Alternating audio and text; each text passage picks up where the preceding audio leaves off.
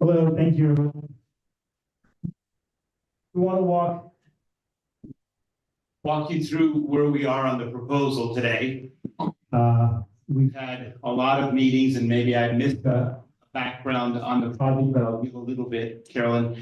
So we've had a lot of meetings with staff, with community, a lot of input sessions, a lot of tweaking and changing and trying to get it to where it fits for your needs and your uses. So today we've got the floor plans, some exterior views of the building, and some interior views of the building. Again, these are, I'm going to call them development schematic design. So they're actually starting to look real. Your uses, your offices, your spaces, what your facility would look like. So on the left is the floor plan. As you walk into the building, you have a vestibule. The vestibule has an area to the left that has wheelchair storage, cart storage, could even be bike storage. It's a fairly large vestibule. It's almost 20 feet wide with that alcove. And then just outside the vestibule, there's the walkway and some patio plaza area that's somewhat covered. You can see the rows of column. So that first 9 feet of lawn area is actually covered. We're seeing that as a bicycle storage, as benches and some seating, but really trying to activate that outdoor area. And then where the arrow is now, there's 3 bumps in white. Those are actually outdoor game areas where we can have checkers, different types of outdoor activity that is right at your front door to give it some activity and life. Some landscaping, and then again, where the columns are, that whole front entry is covered. So we wanted to provide a covered area where you could have some seating even in hard weather. John, could you please indicate if that faces a street or what street it's facing? Yes, I'm sorry. This is cut off a little bit. That is facing the North College. Okay. And then this over here is Livermore. Really? So- No parking? There is some parking on Livermore, but this is cut right behind the sidewalk. Okay. So what we're doing is there's a drop off and That's right, it is. there's actually a drop off on that area where you'll still be, the exit side will be undercover and you'll be right at that walkway area. And then there's about 4 parking spaces which we're hoping would be designated for handicap, but there's city parking. And then on Livermore, there's actually parallel parking. We don't have enough depth pulling in, but there's parallel parking and we've got 4 spots. So we are claiming as much of the city parking as we can. Again, it won't be dedicated, but we'll try to get it short-term time so that we can be the main use of it. And if there's questions as I'm going to stop, raise your hand or get my attention and I'll stop. We're not trying to do a formal presentation. So that's all the parking? Well, there's 2 other areas of parking. We've got a total of 42 parking spaces with street and inland parking. What we've done is there's parking, we've claimed the 2 alleys that are on the other 2 sides.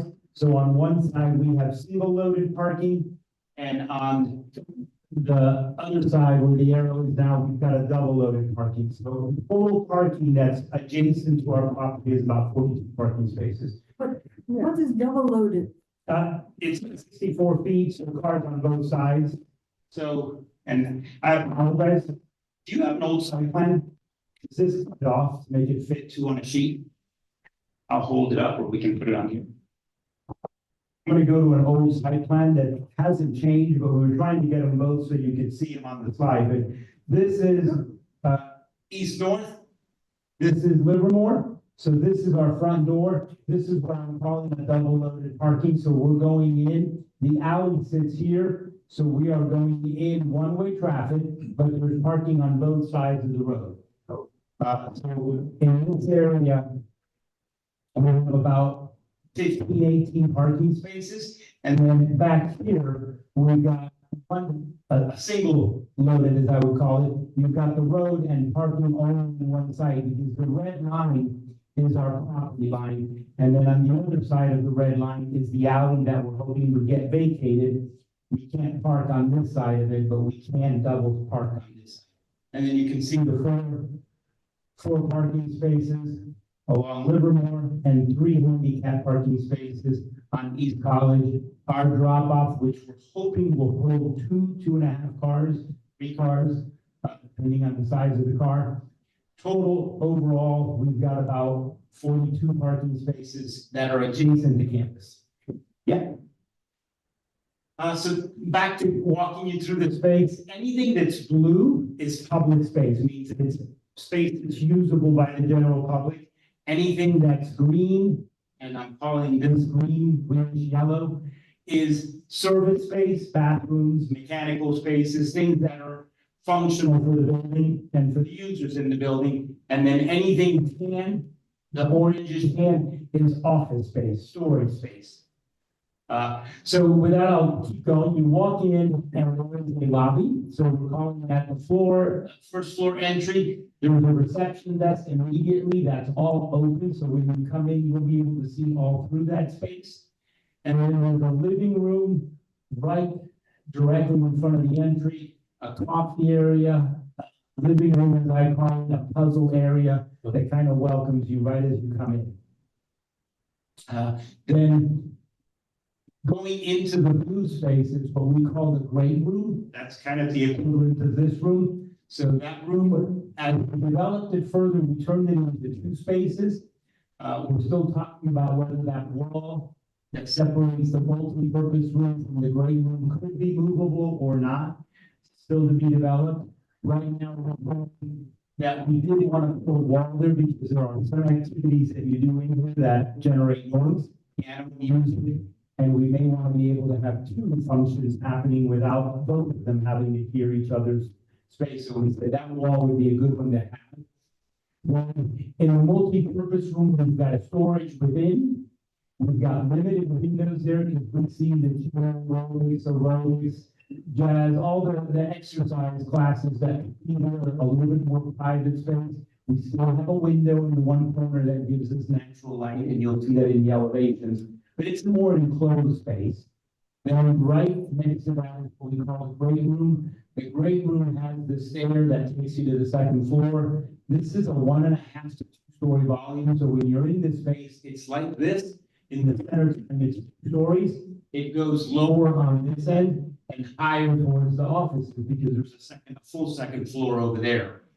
And then off the great room, we have the storage area. The goal there is to hold programs of your storage that you have back here, and then also tables and chairs so that you can reinvent the room for different uses. Bingo night, everything will be out in the room, but then if you're doing a dinner, you may bring some things back into storage. And right next to it is the kitchen. And it's a very large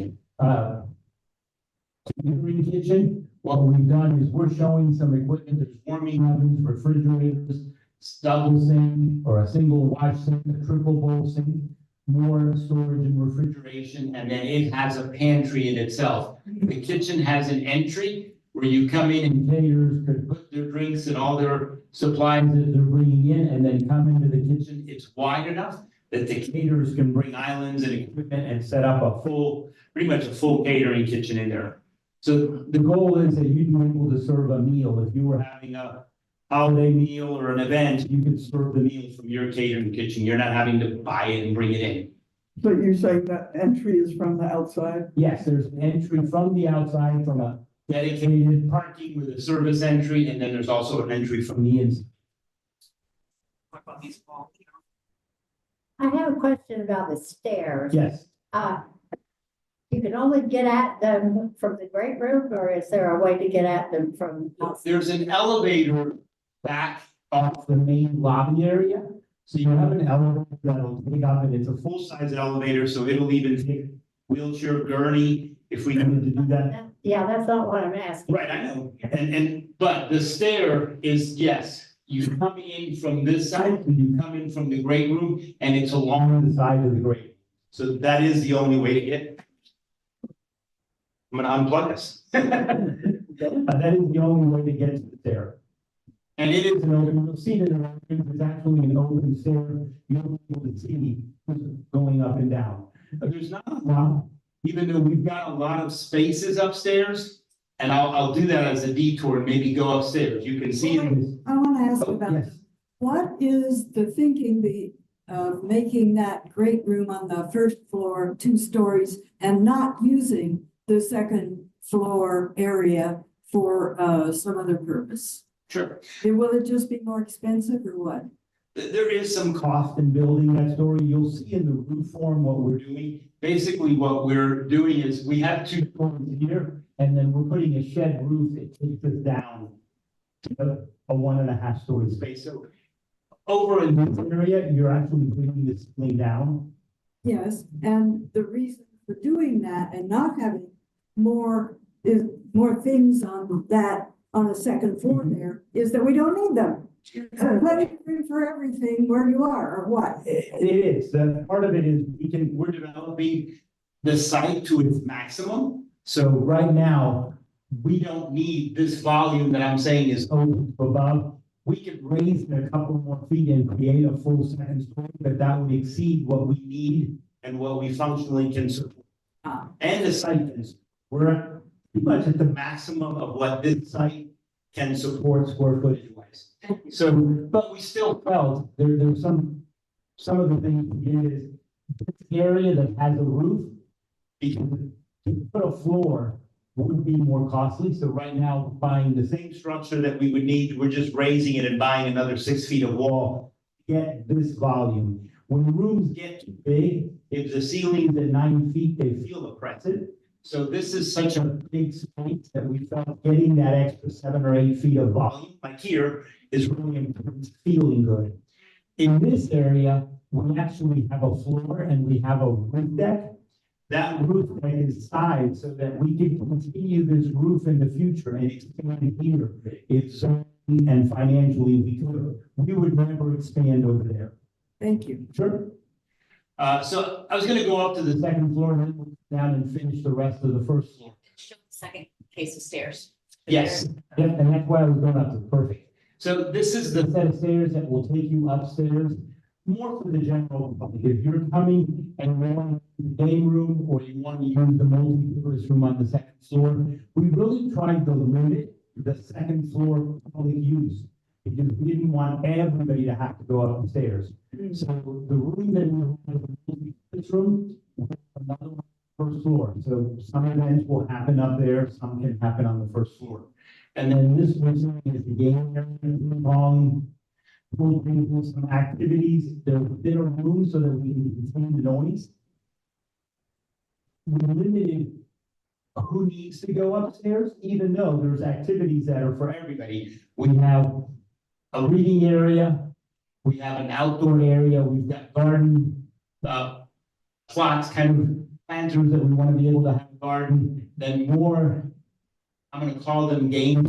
You could play bingo, you can do a puzzle outside, dominoes, and then a living space with even some potential for a fire pit, you know, that not a wood fire pit, but an ambiance fire pit, where in the fall and the spring, there could be some aesthetics up there where there's a group. The way this is, it could hold a reading club that's going up there, a knitting club, a lot of different uses could happen up there.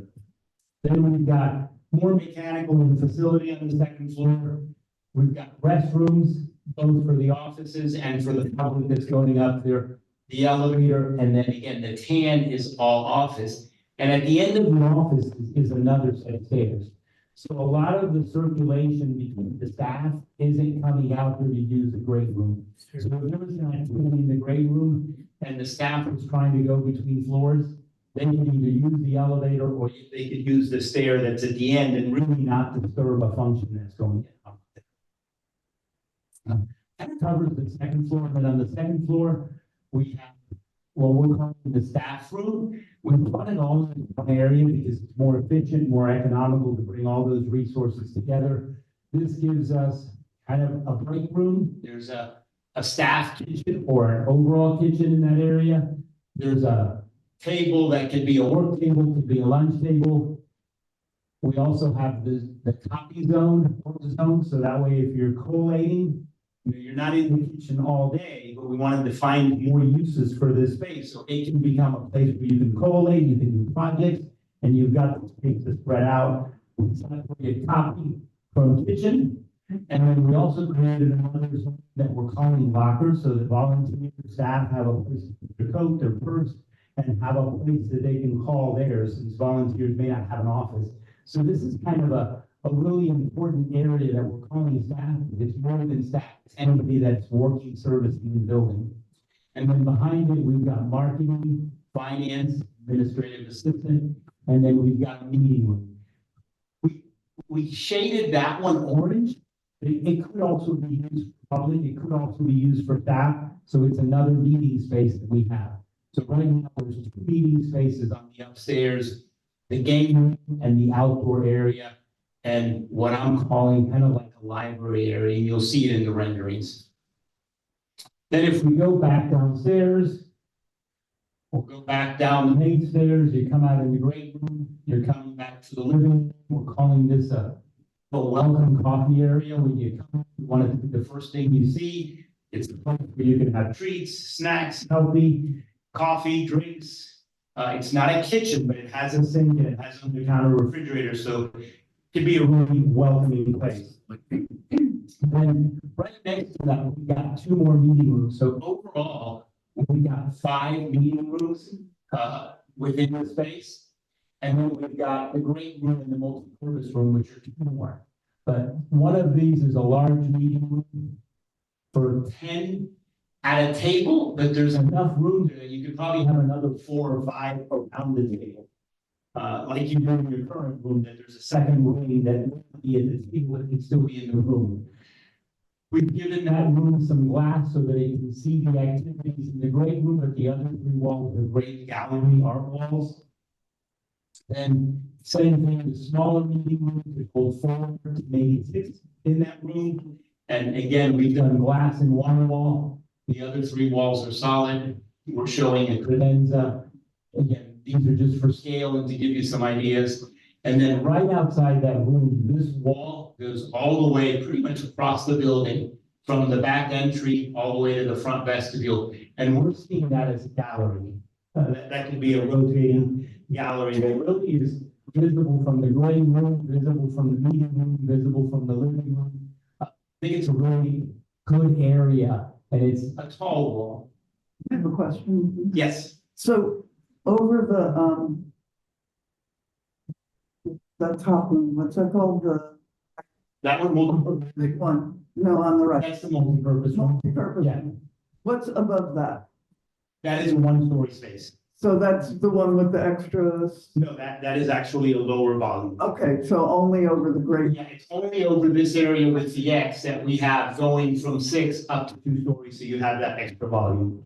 Again, that room is gonna be noisy, so we kind of brought the ceiling down, acoustically, it'll be more comfortable. Yeah.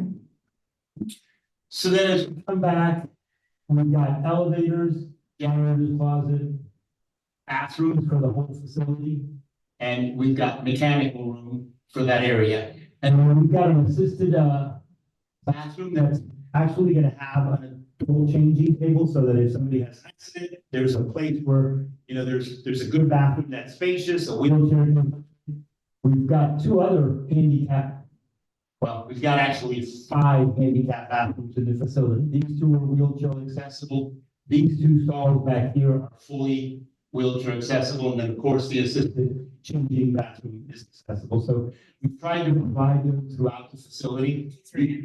Yeah, they're ambulatory, not as comfortable for the wheelchair.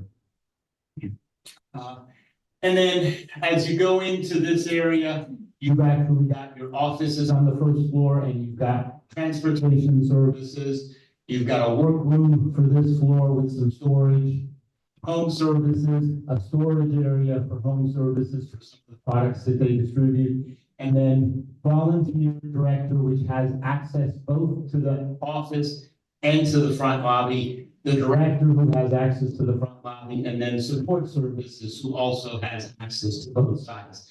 These 3 offices gave up having windows to the outside so that they could be connected to the users. So what we've done is we've given them glass in the front of the offices and then gave them a privacy wall so they can be aware of what's happening there. They can have sight lines, but they don't feel like fishbowl, and everybody that comes in the building knows whether they're here or not. So it gives them the best of both worlds.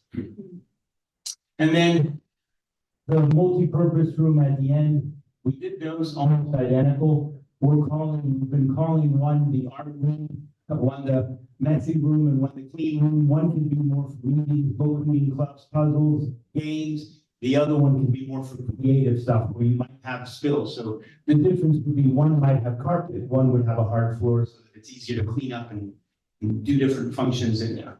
But they're identical in terms of the size and the scale of the two rooms. And then, as we talked about, a second stair at the end. Question. Yes, Regarding those two multi-purpose rooms, the messy and the clean, as you described it, what's the square footage in those approximately? They're about 370 square feet. And how does that compare to this great room on Cedar Hill? this is 1,200, so these are a third of this room. Okay, They're more, Typical classrooms. what kind of flooring would be on the great room? the great room right now, we're doing, again, we're early in the stages, but this line that cuts diagonally through there, we're separating, everything here is carpet.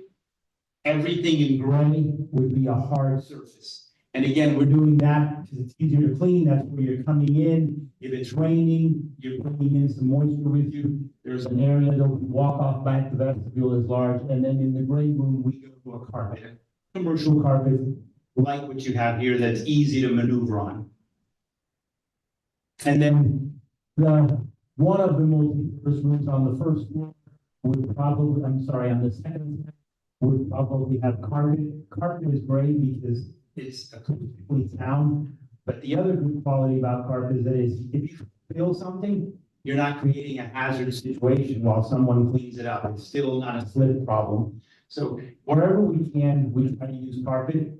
Carpet's very easy to clean these days. So then on the art room, we're gonna have a hard surface again, and by hard, it could be linoleum, it could be a wood load product, but something that's easier to clean because we want that to be, I'll call it a messy room. I've got three, so I'll catch you all. Does the art room have a sink? They do, both rooms have a sink, they both have so that they're somewhat interchangeable, it's really the floor that's changing. There's another hand over here. Yeah, where would you do the projection like this in that great room? Right now, we're showing that we would do an oversized monitor, TV monitor like this, and it would be on this wall, on the great room. Again, it could be in different spaces, but that's what we're talking about right now. Those on that wall or the outside? There is, and we'll see that, there's actually some windows on this wall, but there's a screen behind that wall. So it'd be like having the blinds next to us, that's kind of the feel that's behind that wall. And we'll look at that in one of the renderings. Okay. Yeah. Sorry, but I got about the list here. You said the pool table, ping pong tables in that area there. Pool is extremely sensitive to floor. And therefore, anything that tilts affects the pool table. But generally, if I was putting in a pool table, I'd put it on the first floor, that's put right on concrete. Comment. Sure. The second one is, if I was building a great room, I would put in support that could support a second floor, but not built. And we've talked about that, that is for the great room, that's a great point. We've talked about doing that for this area, that would give us an additional 1,500 square feet to expand, but I think it's very inexpensive to make walls hold another story. So it wouldn't be a whole lot to say, it'd just be a matter of how do we bring the floor in after we build, we've got to leave some kind of access. So I think it's a good point. Do it at a time. Yeah. Yeah, the last thing is where are you gonna park the van? We've got, We've actually got a couple of spots that we've reserved, and I think this one shows it. right now, these Three spots are dedicated for vehicles related to the facility, facility, but we've also got these two, and we're thinking the van would be in one of these two because it's easier to get in and out of. You're not backing the van up as much. Where over here, this is all one-way traffic, so you have to back it up and do that turn. So we're thinking this may be an easier place to put the van, but still to be determined. But there's 5 spots that are for staff. You know, since it was raining outside, it reminds me, for that kind of person to be using the van, you'd really like to have some covered area. And we do, right now, you'll see that in the rendering, these 3 spots are covered, these 2 are not. So I think it'll become a decision for transportation. Is it easier to get into these, but you don't have the cover? You might want it, you know, in the summertime, you can park there, but in the wintertime, you want to be undercover so that you're not cleaning snow off of it. But there's 3 undercover. There was 2, let me get these 2 up front and then I'll go back to the back. I want to go back to the stairs. Yes. Let's assume for a minute that there's some event going on in the great room. And somebody wants to get upstairs to the pool room or the other multi-purpose room. They're not particularly keen on elevators. Can they get to this other stairway, the one that's in the staff? Yes. Yeah, if they were coming in, I mean, there's no door that stops you from going to that stairwell. It's in the far corner because we gotta keep things at opposite extremes, but there's nothing that would stop. If you have a full event and the lights were dim and you came in, it's probably just as close to go from here to the stair as it is from here to the stair to go back to wherever you're going. A little farther distance, but yes, achievable. But at least it's not going through the great room, because we've had real problems here where you have to go through the great room and kitchen, Right. which is a royal pain. There's something going on, you You just can't do it. it's really disruptive. And you can, you'll look at the rendering. The rendering shows where there could be a presentation for 40, 50 people going on, and there's still room to get around, but it'd be like somebody walking in the door now and walking around. Yeah. There was another question. You already answered it. Okay. Let me go to the back and then I'll come back to you. Just to be fair and give everyone a chance. Where do you envision the shelter in place in case of a weather? Yep, we talked about the 2 safest places are the walls. That's why Elisa has been circling those walls because I didn't say anything earlier.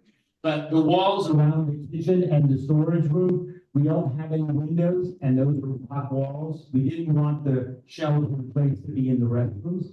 So we've said those 2 are safe areas that we think would be your shelter in place in their big open spaces. John, one comment I would just make is the perception of the great room is no longer a classroom, the way we think of it as such an active space now.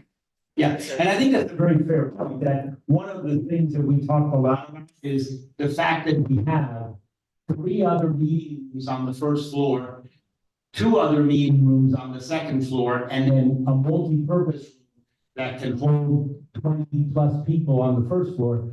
The great room, we started being real selective about which functions. We looked at your itinerary of events and started just saying, where would be the ideal place to hold this? And a lot of those functions that today happen in here, this meeting, we might not do in the great room. We might go into the multi-purpose room, set up a projector in there, and we have a room that's more our size and acoustically. So I think there's a spreading out of all the activities, because today, this is it. Everything happens here. We're gonna end up with 7 rooms that we could do different size activities. Now I've lost track of hands and back. What's the dimension of the ping pong pool room? It's sized, you can't see it, but these 2 light areas are 2 professional pool tables with clearances for the full size. You can get 2 in there, There's 2 in there. pretty good size room. Yeah, it is. It is. So we kind of went to the graphic standards and we sized it so that you have the queuing space and the playing space for 2 full pool tables. I don't know that I'm saying they would both be pool tables, but they could. Yeah, Thank you. yeah. It was. Do you have a space for broadcasting, radio and TV?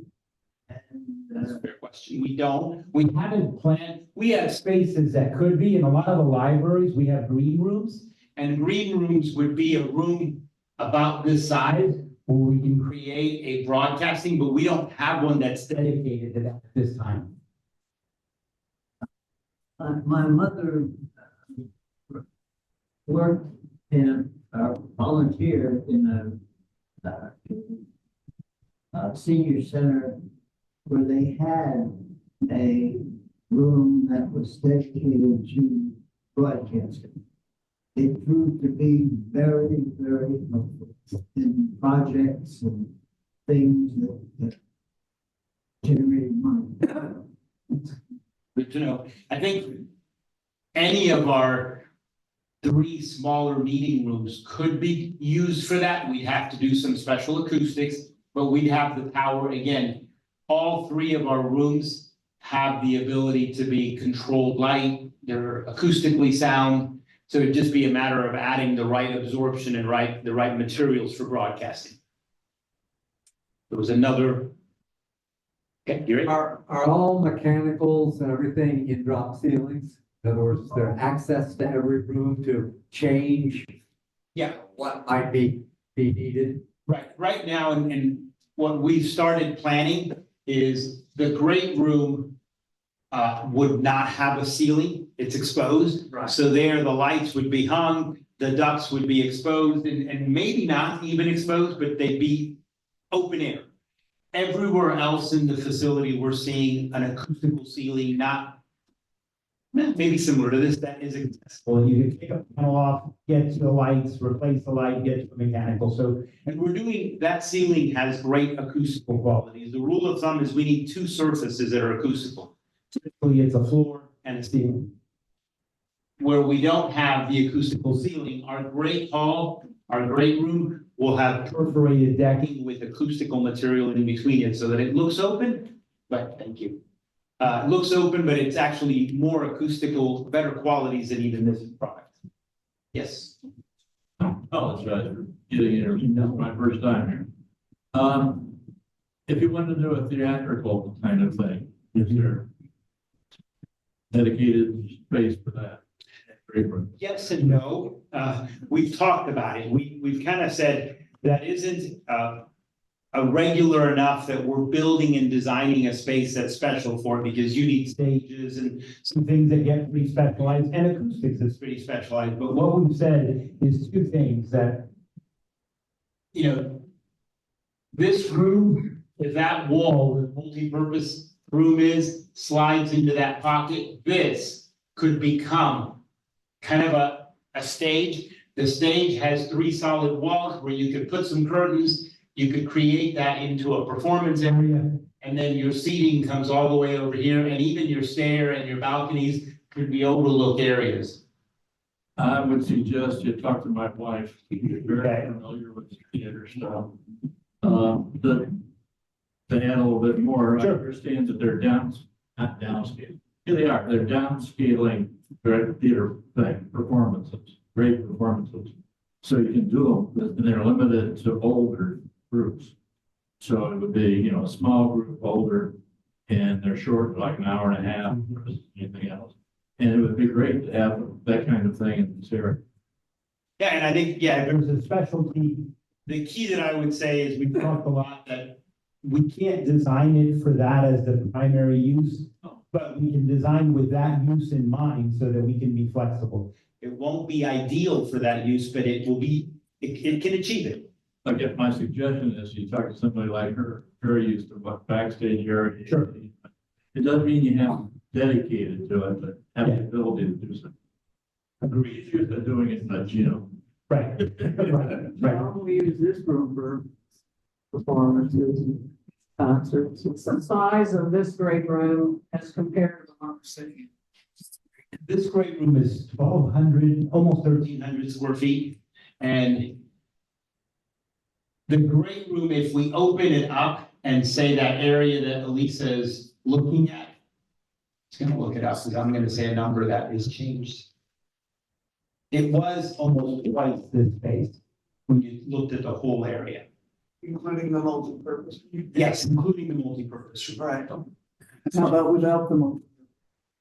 With that, we're around the 23. Right, so 23 for both rooms, so that does not include this area, which is all open. One of the things we've said is this furniture could go into storage and you could use all of that. So these 2 areas are about 23, which is Almost twice the size of this space, so it's 2 of these, and then this is another 1,000 square feet.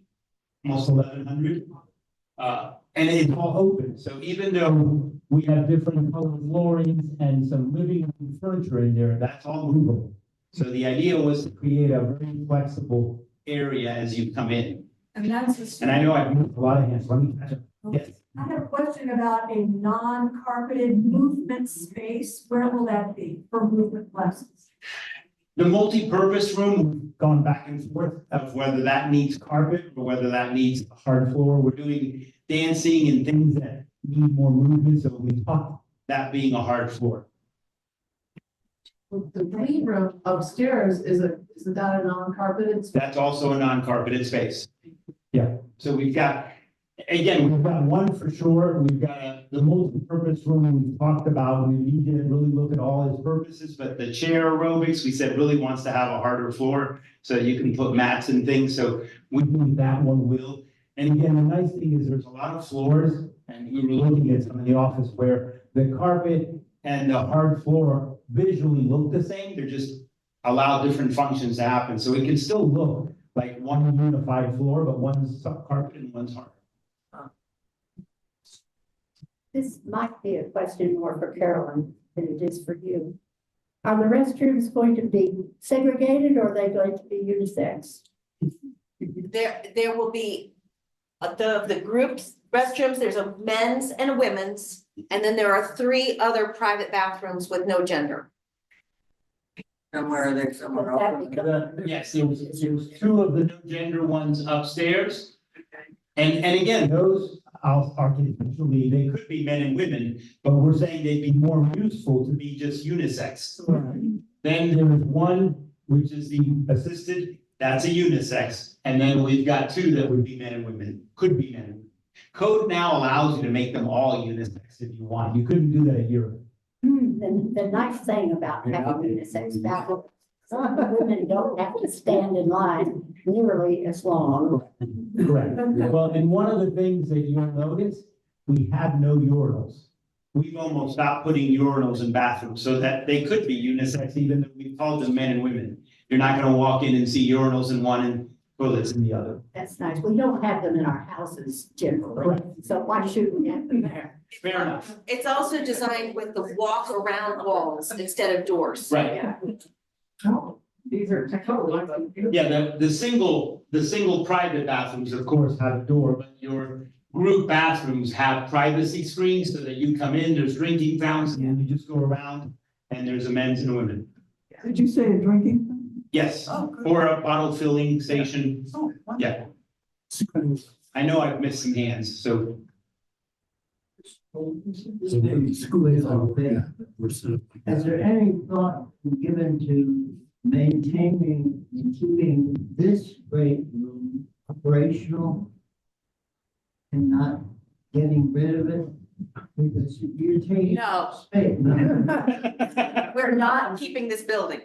Okay. We are moving away from here. Yeah. All right. This building's gonna pay for the other. Yeah, I think there's some finances that this building has to help us pay. It would do the same thing if it had function.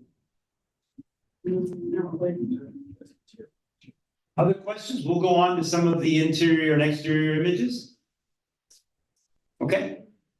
Go to the next slide. And we'll go back and forth because it'll be easy to look at the elevation and then come back.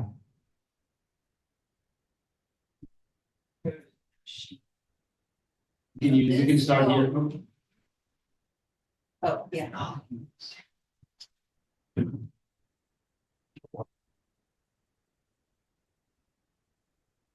There's the site.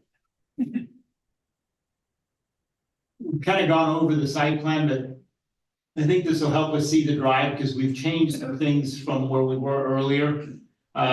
This shows us the drop-off area and you can see where this is a roof plan, so you can see what's covered. So right now, when you come in, maybe.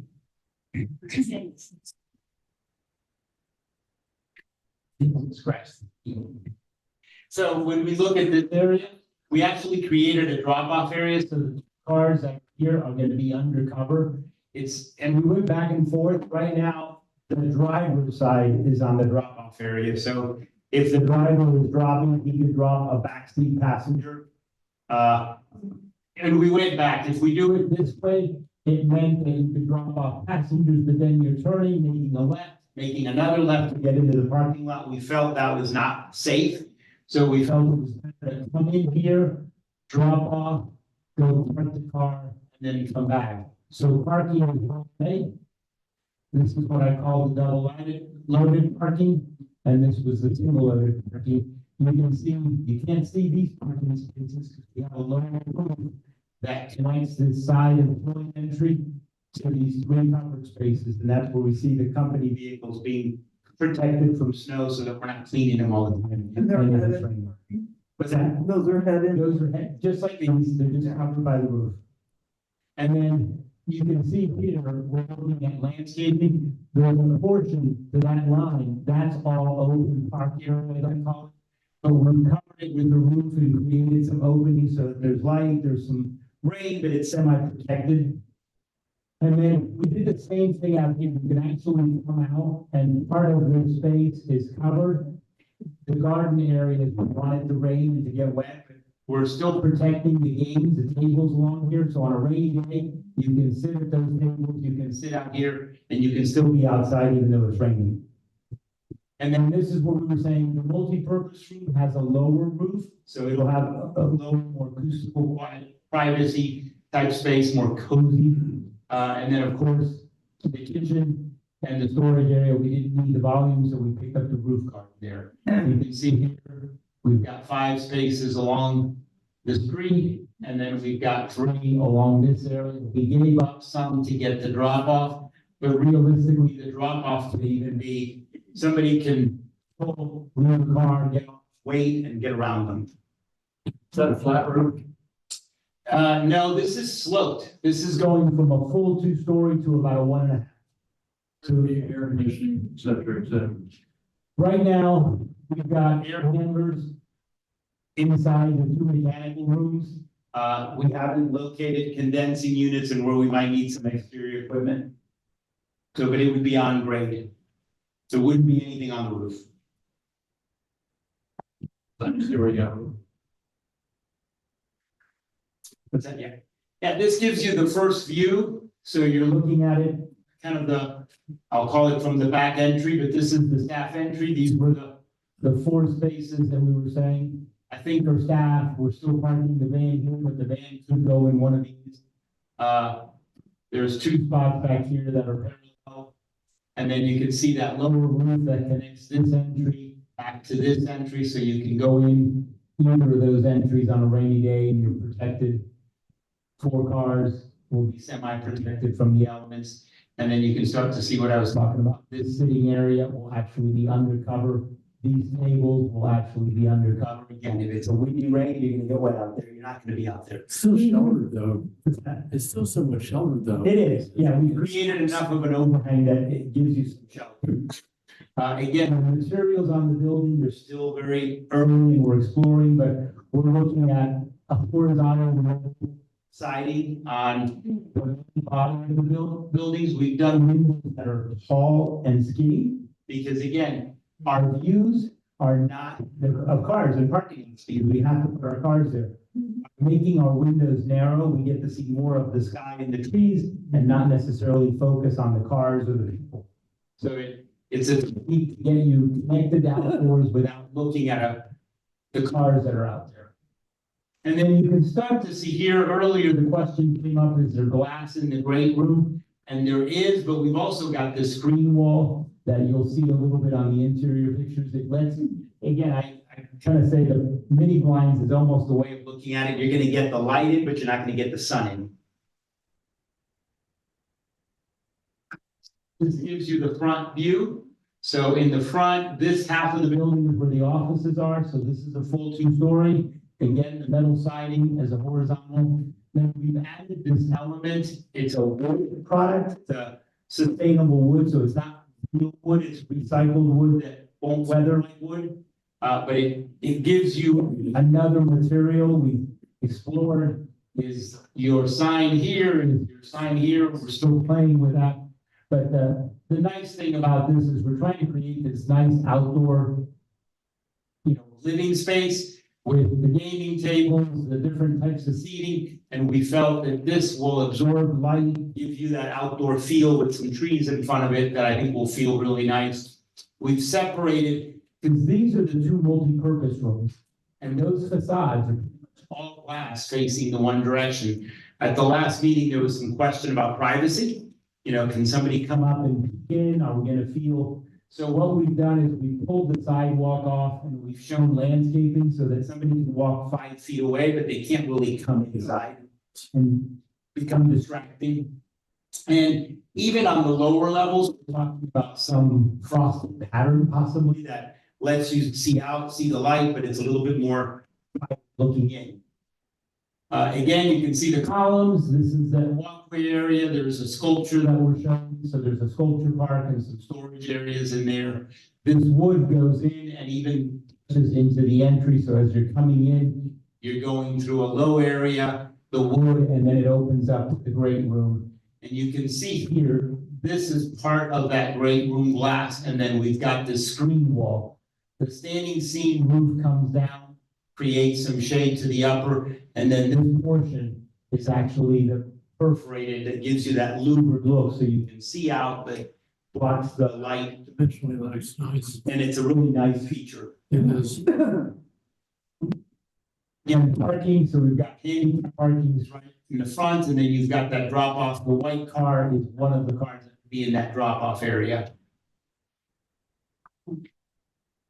Where do the center's cars go? I mean, I know we have a bus, but we also have. You go back. Cars. We've got 4, go back to the other one. Yeah. These are the 1, 2, 3, 4, and then 2 more that we're saying that's kind of the center's vehicles. Right now, we're showing the van here and the other 4 here or 3 here, but they can be interchanged. The nice thing is I thought that was staff. staff, you know, we've got 43 parking spaces. Delegate. We're not dedicating spaces. We're trying to say, these are your private spaces, so I would think those are your visitor spaces. Gotcha. Yeah. Staff have to give up a little bit and have a new building. They're gonna still be parking here. But we got a shuttle bus. Got the bus. I like that. Here's an interior view. Nice. So this is standing right at the front door, so you know, look at the plan, you're actually oriented the same way. We're standing right here as you go through the vestibule, looking at the great room. I think you have a good idea where the steps are, so they are very accessible. Yes, they're very visible and easy to get to. This is the back door, so if you go out that door, you're going where the company vehicles are. The center's 4 cars are, so very easy to get to. The offices are just to my right, behind this wall is where all the offices are. Behind this column is towards the bathrooms, so very easy to get to. And to the earlier question, if you come in, you can come in here, go down this hall, go down to the other stair, or you can go across and go to this stair. Are the stairways, open? Between the steps? It is.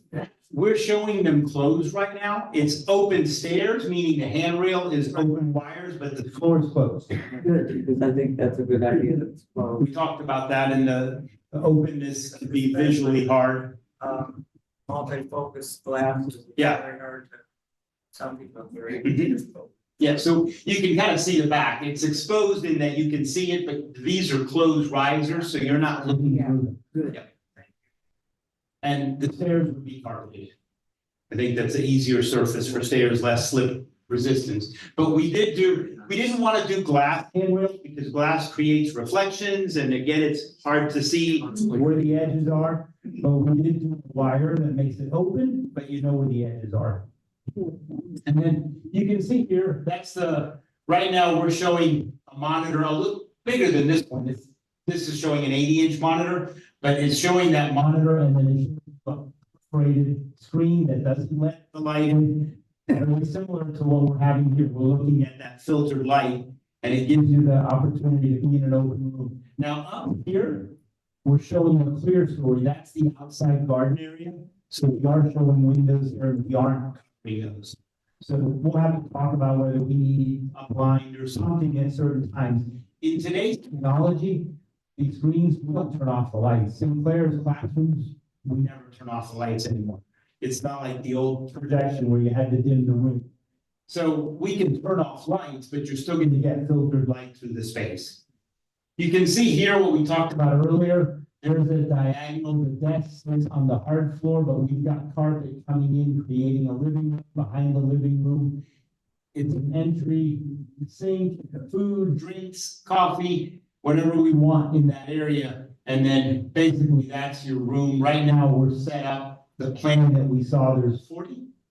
Is it 40? Yeah. There's about 40 people plus in a presentation like this. So not much unlike what we're doing today is happening in that other half of the room. At tables, yes. Yeah, this is more theaters, movie style. These are at tables like training. Then the stair taking you upstairs, and then we're looking at the second floor. One of the things too that just shows you is that gallery wall. We wanted to create, it keeps going, the offices are towards us in the front, and they keep going all the way back. We felt that was a really nice gallery that you could see it all at one time. There was nobody saying, oh, we're using this room, you can't come in here now, this is in that public space. And we're keeping all of this border a hard surface, we would say. And then behind this frosted glass is another one of those classrooms. So we're seeing reflections now, but we didn't make that glass completely clear, so it gives you some privacy, but that's a meeting room. And then over here, you can see glass again, that's another meeting room that's open to this hall. So where are the elevators looking at this? The elevator is right around this column. Oh, good, It's right there. thanks. Yes. So we're not seeing the three offices that. No, that corner is the opening to the first office. So the offices are from here towards me. Okay. So go back to the floor plan. I'll try to orient. Yeah, so we were standing in here, we were seeing that opening, we're seeing that corner. Okay. So we were standing somewhere in here, looking out here, so all those offices were here. We were looking at the elevator wall where the column was, that was the elevator, and we were looking at this as our gallery wall. We have twice that. Yeah. Going together. Those offices had some visibility in and out of the office. I didn't see that in the rendering. Right, yeah, if we go back now to the rendering. That opening, that edge right there. Yeah. That's the door, front office, so whoever in that office, we'll be able to look out at that living room. How wide is that corridor? That's about an 8-foot corridor, this main corridor. And is the great room acoustically separate from this area? The great room is not, the great room is all open to this area, the multi-purpose room is acoustically separated. So whatever, and that's how we created that multi-purpose room. The great room is, if you're doing this, you're not gonna be sitting here doing something else. So the great room is this whole area, the square footage that we gave you was from that diagonal over this room, and the multi-purpose room was the 2,300 square feet. But if you're having a presentation like this one here, we're hearing it here. We're not hearing it in the meeting rooms because they're closed, but we're hearing it in this volume. It's another question. Sort of piggybacking, I think that often in large facilities like this, the reading desk, the front desk is a challenged hearing problem. So there's something going on in the great room, and there's chatter and banter in the lounge area. I kind of wonder if there would be some kind of flexible, like, cubicle things for, just for matter acoustics for the front desk and the users that come in, because often we're hearing challenge. Yeah, and we're back and forth. We started looking at, do we make that wall taller and create some acoustical privacy for the reception? Then we also wanted to be flexible and movable. So I think it's a great point that we have to kind of weigh how flexible do we want the reception desk to be, how cocoon-like can we make it? So I think that's a good point that we're one of the things that I would say is all the furniture in here is just showing you how the space works. It's not your furniture yet. So as we're developing that, I know that Elizabeth and I have been talking a lot about, you know, is it a planter? Is it an acoustical wall? Is there something else there that gives a back? We were even thinking of it, you don't wanna be sitting and welcoming people here and what's happening behind you and you feel like someone can walk up to you and distract you. So a lot of discussion and a lot of development that still has to happen there. I'm one of the front desk volunteers, and one of the big problems is when I'm on the phone, and some of the telephoning that I do is confidential because I call the people who have rides next week and let them know that their ride is scheduled. We've got to have a reasonable amount of privacy for the reception desk.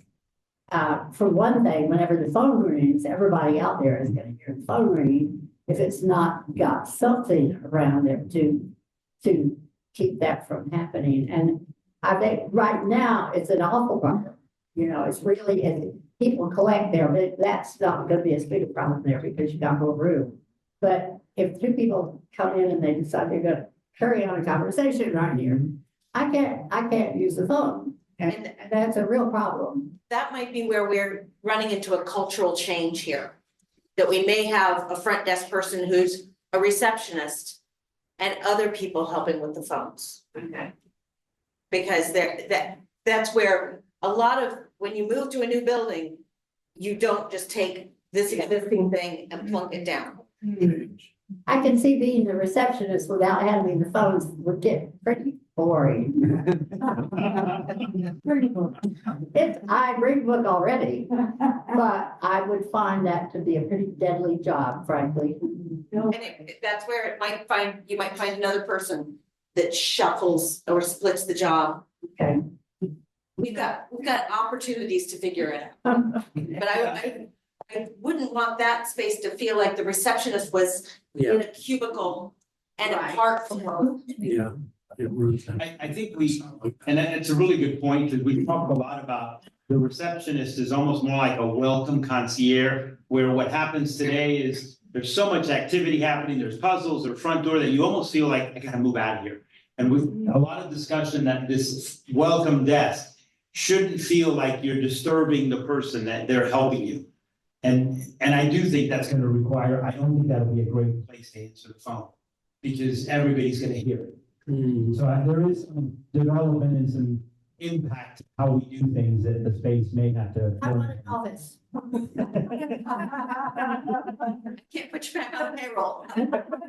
I don't care, just give me an office. Yes. Were you saying that the great room and the multi-purpose room are open to the lobby? The multi-purpose room has a wall. So As it's planned right now. as it's planned right now, and again, it could change, but this is a full wall with doors in it. And it could be. And the thought behind having the great room open to the lobby and everybody coming and going is what? I think the idea was to create that, because we've got so many spaces today, we couldn't do that. Because this room does 90%, if not 99% of your programs. As we started looking at how we program all these other rooms, what was left was 25% of your program. So we started saying, we don't want this room to be empty 60% of the time. We want to make it so that you can come in and sit there when the programs are all happening in the other spaces. So I think it was really evaluating how you use it and trying to not just recreate what you have today, is committed. It's busy 90% of the time, but because we're creating 5 other purpose rooms, we're saying now functions need to happen here. And when they're not happening, this can be something else. And it's just a great welcome room. That's why we kind of called it the great room, that you could walk in and we're showing it for a presentation, but I would think you could leave some of those tables here and puzzles could be happening there. Somebody could be playing games there, that it's a great living room. It's just a big room. Yeah. Didn't you say at some point that that wall between the great room and the multipurpose room could be one of those movable walls? Yes, we're showing, we actually built this box that could store, these walls could slide in here. And that's something that we're just showing because in the last couple of meetings, we started saying, if we move all the musical programs that need music, you know, ukulele, aerobics, you almost need that wall because then the great room is gonna be tied up 90% of the time. Should be a stackable partition. And that's what we were thinking, and we've even, you know, one to go visit, we were in the forum at the main library. It's actually a moving wall and it's glass. So again, that could be an option that we can study here. You know, there'd have to be a section that would be permanent, so we could put a regular door, but then the rest of it could just be glass partitions that roll away, so you can still see what's happening. But you could open it up and make it that 2,300 square foot room. Where do you see the piano going? I think the piano's in the great room. Where?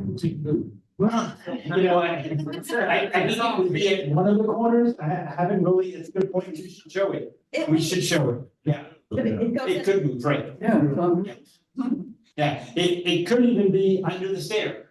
Yeah. But it's one of those things where it's in the great room. You should be able to come in and somebody's playing the piano and I can sit and read a book. Or I can sit and do a puzzle. Where today, if somebody wanted to play the piano, we would say no. In the great room, we're saying that's okay. That would be nice background that happens. I wondered if there's any talk, and this may not change the architecture like planning, but it may. About, since the great room won't be so dedicated for classrooms. Has there been talk about rentals? I could see a couple newlyweds or about to be wed coming down that open staircase coming through. And then there's a, Yeah. yes. I love your definitive answers today. Yeah. Yeah, there has been a lot of discussion that should be a rental opportunity, that there could be an organization that wants to come in. And with our catering kitchen, they want to have their dinners there. Hey, John, will you point out where those two doors are, the kitchen door? Yep. Because It's on that side. This is actually the door to storage and that's the door to the catering so kitchen. it's the perfect. So it's right into that space, but it's behind. It's not like they're coming out and distracting everybody in the great room. It's tucked away, but it's very easy to get to. And again, Carolyn and her team have talked a lot about, we want to be able to rent this room. We want to be able to have other functions there when we're not. And we can still have all our needs met in our other rooms. You know, could be part of all that. It could be a great wedding place. Yeah. But the pay cost for everything. Yes. Over the drop-off area seems rather high to be effective for weather protection. That's fair. This roof, if we're getting a heavy rain, you're not gonna get protection. But if you're getting, you know, a drizzle like we got today, you're in the right area. This is fairly deep and this is fairly wide. But yes, it is a two-story volume, so you're not gonna get, you know, if there's any kind of wind with rain, you're gonna get rain moving somewhat. So there is gonna be some of that. The challenge is if we lower it, doesn't feel inviting and doesn't feel civic and multi-purpose on the back, we lowered it so that it's very functional. On the front, we're trying to say, we're giving you a covered area for a normal rain. If it's getting a storm, there's gonna be, yeah. There's gonna be, you're still gonna need an umbrella, sorry. In relation to that, I ride a scooter. My scooter has to stay out of the rain, period. It's right. It's, where was the scooter and bicycle parking? Was that actually? Actually, we're saying it could be in the vestibule. Okay. This vestibule is large enough that you could put wheelchairs and some scooters here. Again, you're not gonna fit 20 scooters, but we could fit 3 and 4, easy. Yeah. And the idea was that they could stay in that vestibule, so it's oversized for that purpose. Okay, so There's, they're not gonna be out just under the cover. no, we're actually showing for scale, that's a bench that can hold 2 to 3 people. So there's room there that can have a wheelchair. This is the door, it's a 6-foot opening, so all of this area is extra. And we did it so that it could hold, as we've said, wheelchairs should go in there, walkers, things that could stay in the vestibule. In an emergency, they could actually be in the lobby. Absolutely. And the other thing we talked about is having power out there so that you could charge, so that you could do more things in that vestibule. That makes me think, are your I don't know, that's gonna have you guys. Yes, that's becoming a norm now. Yeah, that's becoming a norm, so in a lot of the libraries that we do, that's the standard, we're not providing data anymore, the power has it.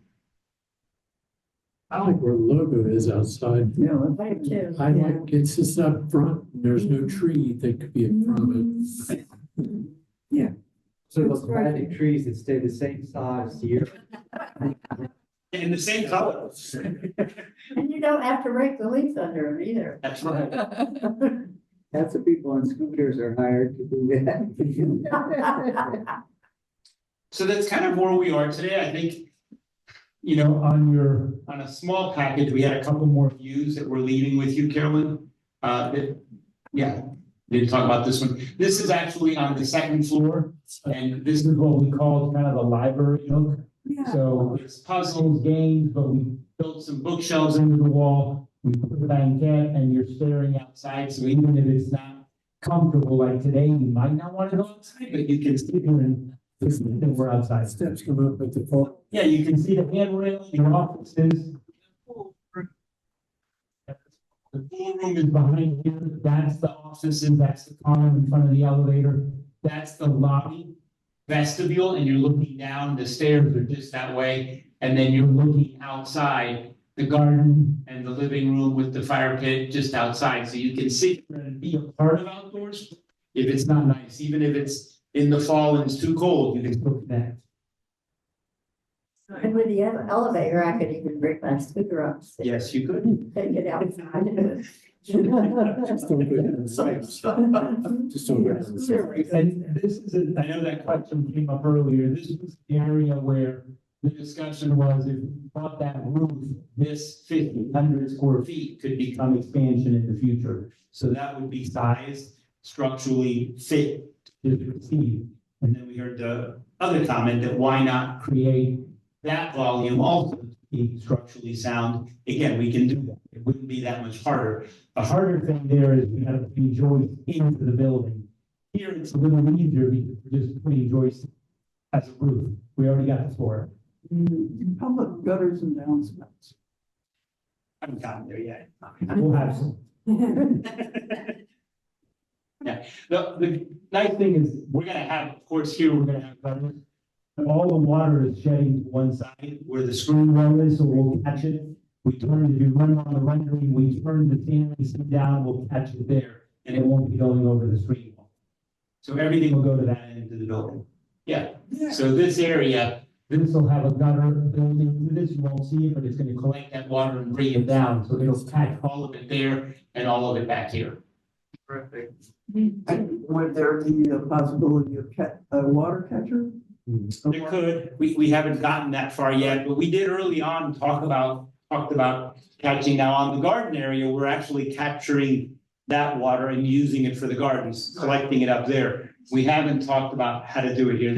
The challenge to that is we're trying to, our outdoor space is becoming very precious. And to do the rain gardens and the filtration, we gotta give up some of that space, but we haven't done that yet, but still early in that development stage.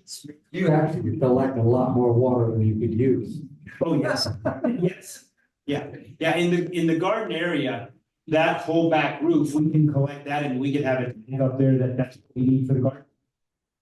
Would the driveway be asphalt or permeable?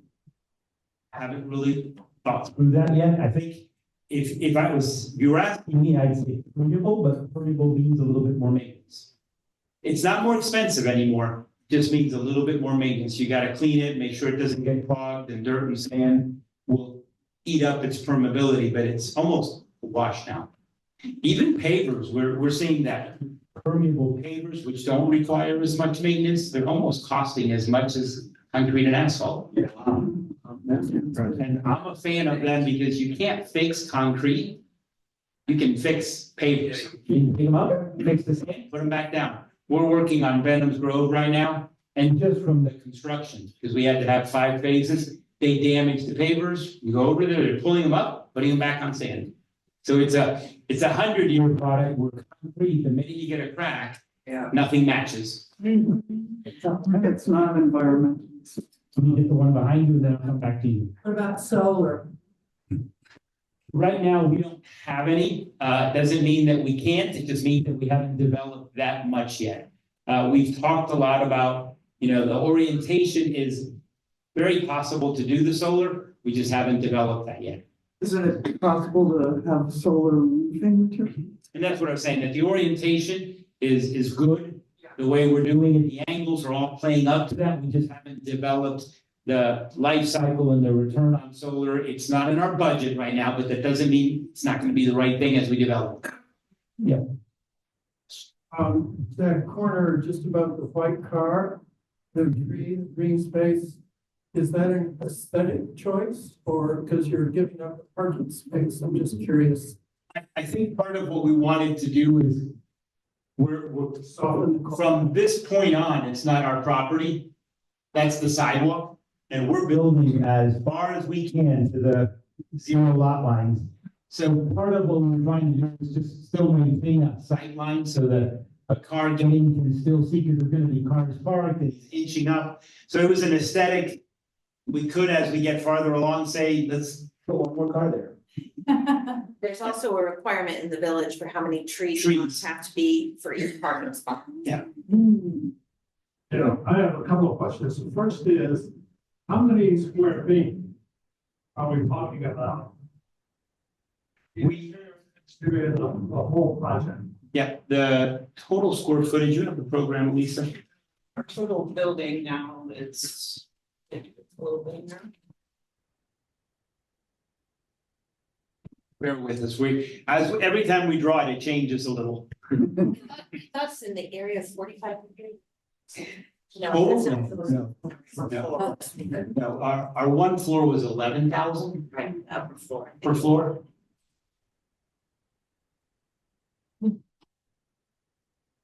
Keep going, we'll come back to that question.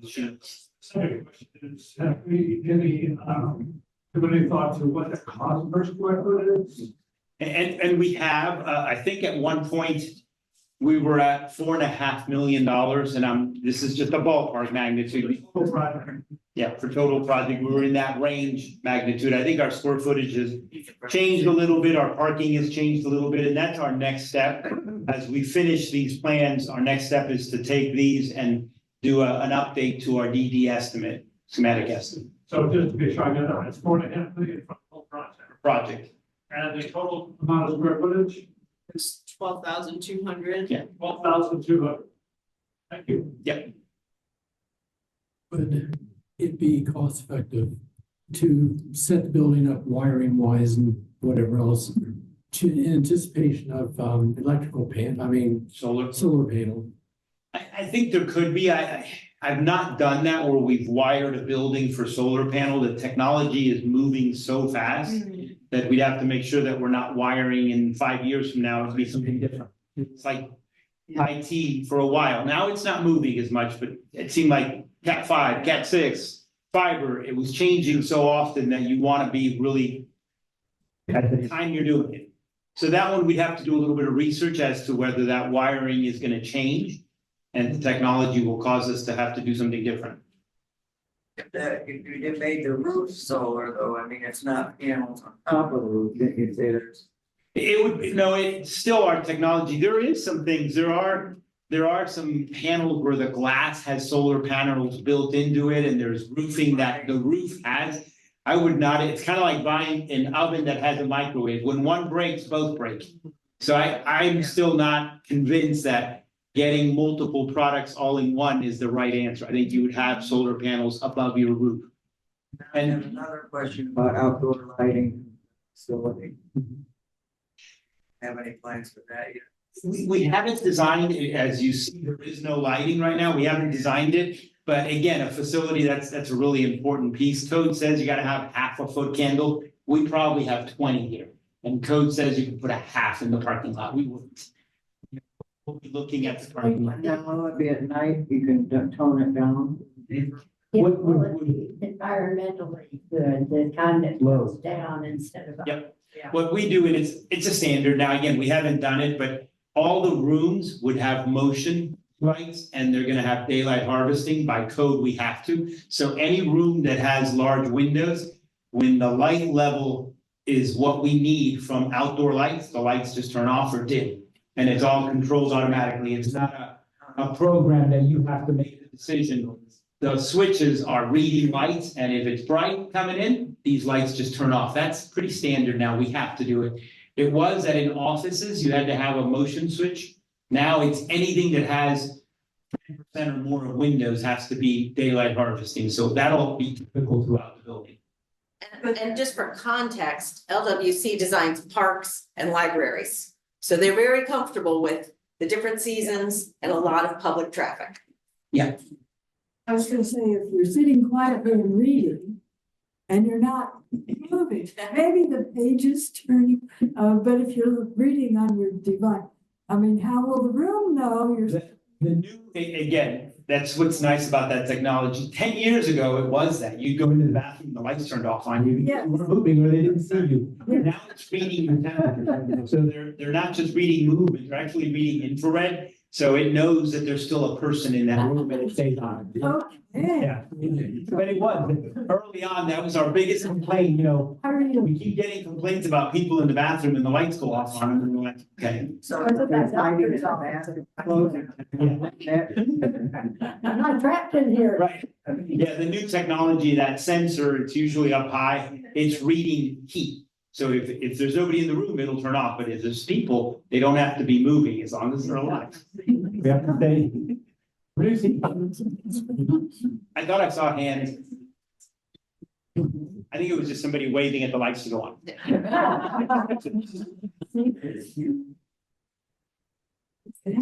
wanna through say? it. You wanna say?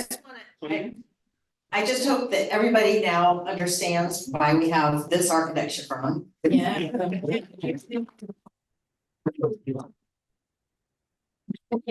I'm very grateful for how many times LWC has opened their ears to this community. And really, I think this is starting to reflect what we all want to see. So, and I know everybody's like, oh no, how can we afford it? I don't know. But that's gonna be the next phase. We didn't know what we were looking for until LWC gave us nice. a plan. So that's when we start to figure out then how much we're gonna need. That's coming up later. But I want to express my thanks to the whole team, John and Elisa and Molly.